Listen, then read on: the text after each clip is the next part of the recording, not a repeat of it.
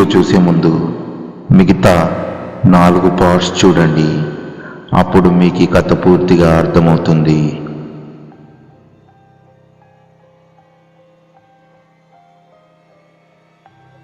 మెలకువ వచ్చిన రాణికి బెడ్పై తిరిగి ఇటు చూస్తే కెవ్వుమని అరుస్తుంది.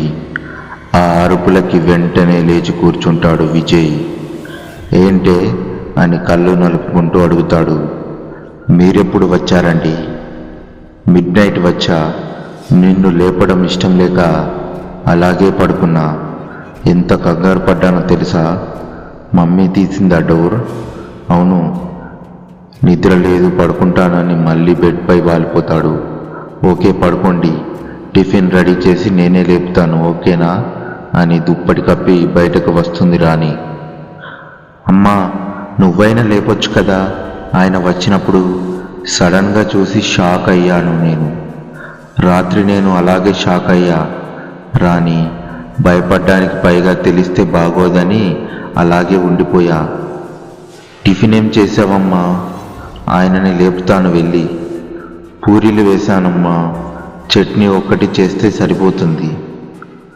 ఓకే అమ్మా, నేను చేస్తాను జరుగు అని చట్నీ చేస్తుంది రాణి. జయరాం లేచి ఫ్రెష్ అప్ అయ్యి సోఫాలో కూర్చొని పేపర్ చదువుతున్నాడు. అమ్మ చట్నీ కంప్లీట్ అయ్యింది, నేను వెళ్ళి ఆయనను లేపుతాను ఓకేనా అని రూములోకి వెళ్తుంది.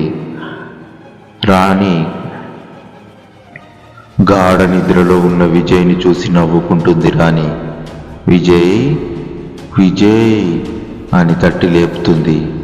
ఎంతకీ లేవకపోయేసరికి వాటర్ తెచ్చి పోస్తుంది రాణి. దెబ్బకు విజయ్ లేచి కూర్చుంటాడు. ఏంటే ఇది మొత్తం తడిపేశావు? కోపంగా చూస్తూ ఉన్నాడు విజయ్. అవునా, మరి లేవకపోతే ఏం చేయాలి?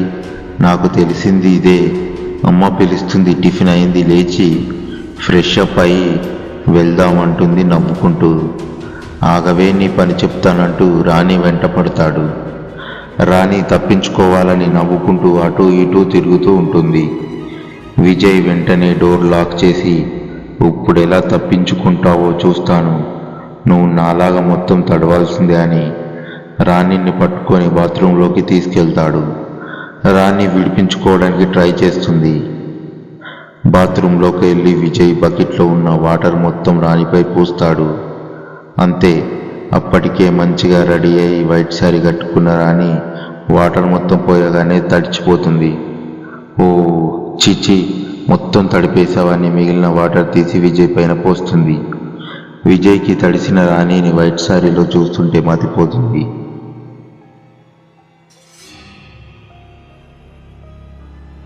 పైనుండి వాటర్ ఇద్దరి మీద పడుతుంటే ఒక రొమాంటిక్ యాంగిల్లోకి వెళ్ళి పోయారు ఇద్దరు.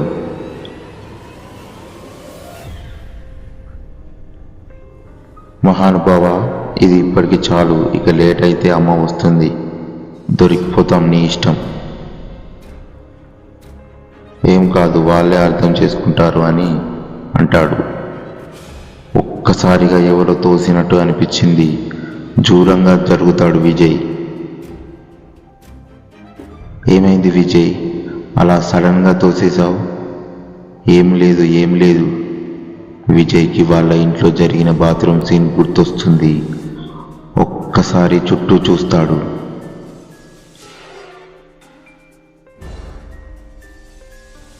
ఓకే, నువ్వు ఫ్రెష్ అప్ అవ్వు, నేను వెయిట్ చేస్తానని బయటకు వస్తాడు విజయ్. రాణి ఫ్రెష్ అప్ అయ్యి వచ్చి వెళ్ళి త్వరగా రండి, ఇప్పటికే చాలా లేట్ అయింది, అమ్మ పిలుస్తుంది. ఓకే ఓకే, 10 మినిట్స్ అని ఫ్రెష్ అప్ అయి వస్తాడు. ఇద్దరు కలిసి టిఫిన్ చేద్దామని డైనింగ్ టేబుల్ దగ్గరికి వస్తారు.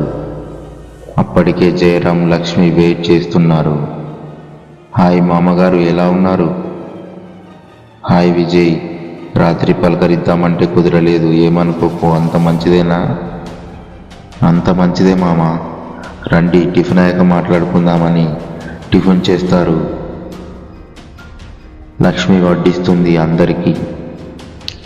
చెప్పు బాబు, ఏంటి సంగతులని అడుగుతాడు జయరాం. ఏముంటాయి మామ, ఏవో కేసుల టెన్షన్ అంతే, ఏదో మా అమ్మాయి పరుగు కాపాడాలని ఒక్క రూపాయి కట్నం ఆశించకుండా మేము కష్టాల్లో ఉన్నప్పుడు పెళ్లి చేసుకున్నావు బాబు. ఆ రోజు నువ్వే లేకపోతే అని కొంచెం ఎమోషనల్ అవుతాడు జయరాం. లక్ష్మి, రాణి ఇద్దరు జయరాంని అలా చూస్తూ ఉండిపోతారు. మామ, ఎప్పుడో జరిగిపోయిన విషయాలు ఇప్పుడు ఎందుకు చెప్పు, బాధపడడం తప్ప. అదే విజయ్ నేను చెప్పేది, తను ఏదైనా తప్పు చేస్తే సర్దుకుపోండి అంటున్నా. మామ ఏమంటున్నారు మీరు? తను నా కలలో కూడా తప్పు చేయదు, మీరు వర్రీ అవ్వకండి. మరి మీరిద్దరూ ఇద్దరికి తెలియకుండా ఎందుకు వచ్చారు? ఏ పుట్టింటి తల్లిదండ్రులకేనా? కూతురు అల్లుడు కలిసి ఇంటికి వస్తే ఆనందం. మీ మధ్య ఏం జరిగిందనేది నాకు తెలియదు. నాన్న, మా మధ్య ఏం జరగలేదు, మీరు టెన్షన్ పడకండి. టెన్షన్ పడకుండా ఎలా ఉంటాం తల్లి?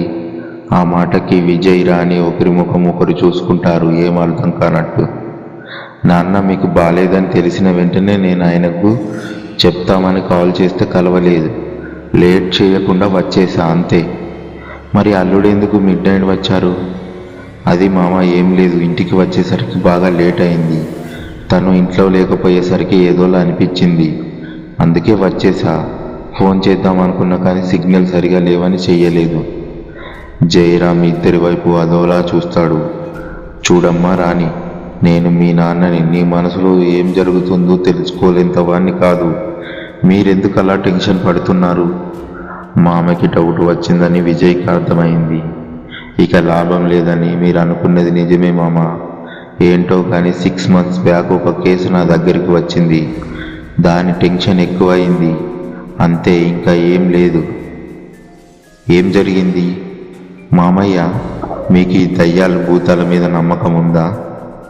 అది మనం నమ్మితే ఉంటాయి, లేకపోతే లేదు. విజయ్, అలా అడిగావు? మాకు ఒకరికొకరికి తెలియకుండా ఇక్కడికి రావడానికి అదే కారణం మామ. రాణి మీకు బాలేదని కాల్ రావడం, నాకు తను ఫోన్ చేస్తే కలవకపోవడం, నేను రాణికి ఫోన్ చేస్తే రాణిలాగా వేరొకరు మాట్లాడడం, అన్నింటికీ ఒకటే కారణం మామ. ఏంటి విజయ్, ఏం మాట్లాడుతున్నావు అని ఆతృతగా అడుగుతుంది రాణి. అవును రాణి, నీకు చెప్పా కదా అరవింద్ గురించి. తన ఇన్సిడెంట్ జరిగాక చాలా జరిగాయి. జయరాం కళ్ళు కోపంతో ఎర్రబడ్డాయి. ఏమన్నావు విజయ్? అరవింద్ ఆ పేరు ఇంకా గుర్తుంచుకున్నావా? వాడే కదా మీరు ఇలా అవ్వడానికి కారణం. అవును మామ, కానీ తర్వాత జరిగిన పరిణామాలు మీకు చెబితే ఆశ్చర్యపోతారు. నిన్న రాణికి కాల్ చేసినప్పుడు నేను ఇంట్లోనే ఉన్నా. చాలా భయంగా ఉంది రండి అని అన్నది. తీరా ఇంటికి వచ్చి చూస్తే తను లేదు. ఒక్కసారిగా భయం వేసింది. ఆ మాటకి ముగ్గురు షాక్ అవుతారు. ఇంతకీ ఆ అరవింద్ ఎక్కడున్నాడు అడుగుతాడు జయరాం. తను చనిపోయాడు మామ. వాట్? ఏం మాట్లాడుతున్నావు విజయ్? అవును అని అరవింద్ స్టోరీ మొత్తం చెప్తాడు విజయ్. మొత్తం విన్నాక ఒక్కసారిగా అందరూ షాక్ అయి చుట్టూ చూస్తూ ఉంటారు. నేను ఒకసారి గురువు గారిని కలవాలి విజయ్, ఇలాంటి వాటికి వాళ్ళే కరెక్ట్. నువ్వు టెన్షన్ పడకు అంటాడు. నువ్వు ఎప్పుడు ఫ్రీ అవుతావు చెప్పు, వెళ్దామంటాడు. నాకు పోస్ట్మార్టం రిపోర్ట్ 2 daysలో తీసుకుంటా మామయ్య. అవి వచ్చాక రిపోర్ట్స్ చూశాక అప్పుడు వెళ్దామంటాడు విజయ్. ఓకే, నువ్వు కొన్ని రోజులు వెళ్ళకపోవడమే బెటర్ విజయ్, ఇక్కడే ఉండు అంటాడు. అందుకే వచ్చాను మామ, సరదాగా వెళ్ళి రండి మరి అని పెరట్లోకి వెళ్తాడు జయరాం. తప్పుగా అనుకోకు నాయనా, మేమేదో అనుకున్నాం కానీ జరిగేది వేరే ఉంది అంటుంది లక్ష్మి. హాస్పిటల్లో ఆనంద్కి ట్రీట్మెంట్ జరుగుతూ ఉంటుంది. డాక్టర్ ఇషాంత్ ఆనంద్ని పరిశీలిస్తూ హౌ ఆర్ యూ ఆనంద్ అంటాడు. ఆనంద్ డాక్టర్ వైపు అదోలా చూస్తూ ఉంటాడు. నీకు సంబంధించిన వాళ్ళెవరూ లేరు కనీసం పలకరించడానికి అని ఒక నిట్టూర్పు విడిచి, ఇట్స్ ఆల్ రైట్ ఆనంద్, నువ్వు త్వరలోనే కోలుకుంటావు అని అంటాడు. అని నర్స్, మీరు జాగ్రత్తగా చూసుకోండి. ఇంతలోనే అటు నుంచి ఒక నర్స్ పరిగెత్తుకుంటూ వచ్చి, సార్ నేచర్ హాస్పిటల్ వాళ్ళు ఫోన్ చేశారు, మీతో ఏదో మాట్లాడాలి అంట. ఓకే వస్తున్నా అని శాంతి రిసెప్షన్ దగ్గరికి వెళ్తాడు. Hi, I am doctor Ishant. Who is outside? Hi doctor, I am chief doctor of Nature hospital. I am Siddharth. చెప్పండి సార్. ఆనంద్ కేసు మీరు హ్యాండిల్ చేస్తున్నారు కదా సార్, దాని గురించి విజయ్ గారు కొన్ని డేస్ కింద వచ్చారు. పోస్ట్ మార్టం రిపోర్ట్స్ అడిగారు అని అవి తెచ్చాను. Okay, good work sir. ఇది చాలా హెల్ప్ అవుతుంది ఈ కేసులో. అండ్ ఇంకోటి సార్, ఆనంద్ జాయిన్ అయినప్పుడు ట్రీట్మెంట్ చేసిన నర్సు నిన్న మధ్యాహ్నం చనిపోయింది సార్. అనుమానాస్పదంగా ఈ డెత్కి ఆనంద్కి ఏదో సంబంధం ఉందని అనిపిస్తుంది సార్. ఓ, ఇలా జరిగింది. నేను ఖచ్చితంగా విజయ్ని కాంటాక్ట్ చేస్తాను. తనకి 2 డేస్ నుండి ప్రయత్నిస్తున్నాను కానీ అస్సలు కలవడం లేదు. కానీ మళ్ళీ ప్రయత్నం చేస్తాను. మనం త్వరగా చేయకపోతే ఇంకా ఎన్ని డెత్తులు చూడాలో సార్. నర్స్ రిపోర్టు 2 డేస్లో వస్తాయి సార్. ఓకే సార్, మనం మీట్ అవుదాం తప్పకుండా త్వరలో. ఓకే సార్, షూర్ అని కాల్ కట్ చేస్తాడు సిద్ధార్థ్. డాక్టర్ ఇషాంత్ ఆలోచనలో పడతాడు.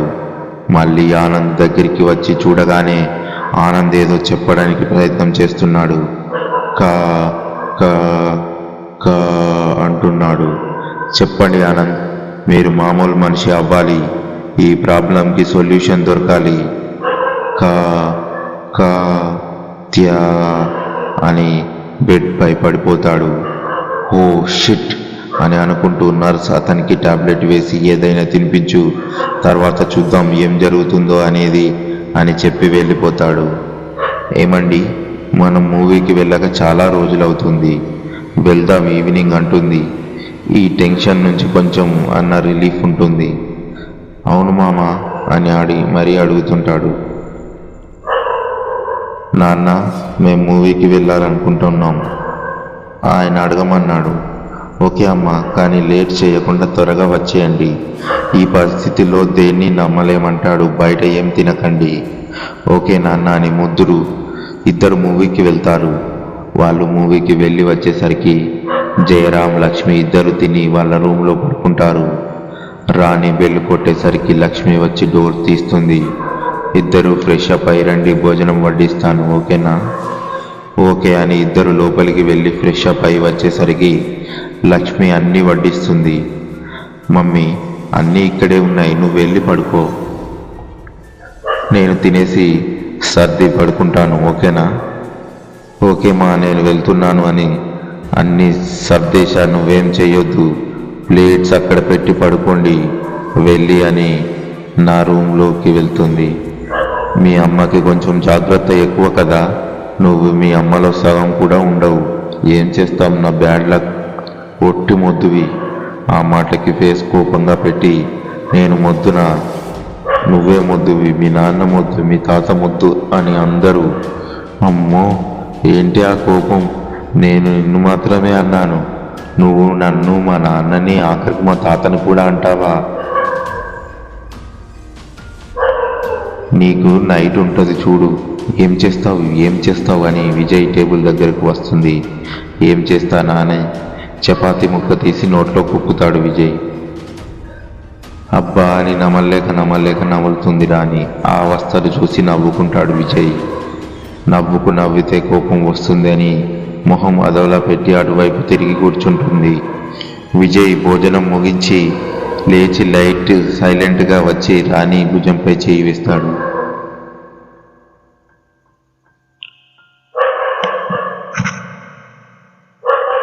తర్వాత ఏం జరిగిందో తెలుసుకోవాలంటే వీడియోని లైక్ చేసి నెక్స్ట్ పార్ట్ కోసం వెయిట్ చేస్తూ ఉండండి. Thank you for watching our videos. Please